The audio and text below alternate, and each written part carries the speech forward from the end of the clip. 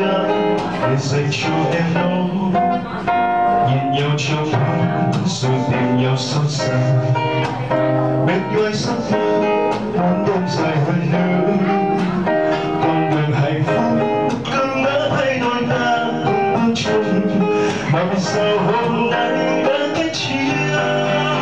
Nói hết đi em dù lần lời cay đắng trong cuộc đời, anh biết ân tình hết rồi. Muôn ngàn yêu thương ngất để chiều ruộng này dần vỡ, đến cuối đường về ôi xa quá.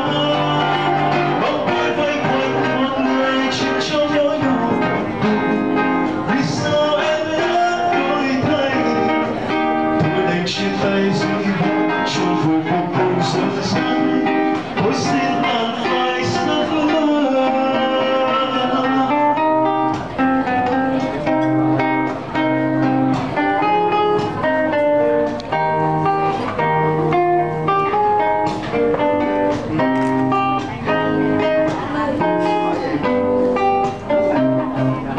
Chiều buồn nghiêng nước xa mơ nhưng ta quay, hoàng hôn mất một nỗi buồn thương nhớ. Kỷ niệm xưa ấy ngập trời trong say khóc, ngập tình tôi như đã để dành cho em đó. Nhìn nhau trong thoáng rồi tìm nhau sẵn sàng, mệt mỏi giấc mơ muốn đêm dài hơn nữa. Con đường hạnh phúc cưng đã thay đổi ta cùng bước chung, mà vì sao hôm nay đã cách chia. Nói hết đi em dù lắm lời cay đắng trong cuộc đời, anh biết ân tình hết rồi.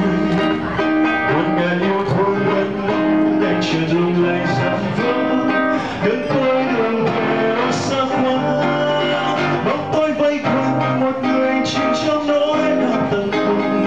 Vì sao em đã đổi thay, cho dù chia tay dĩ vãng trong vội cuộc tình dở dang. Tôi sẽ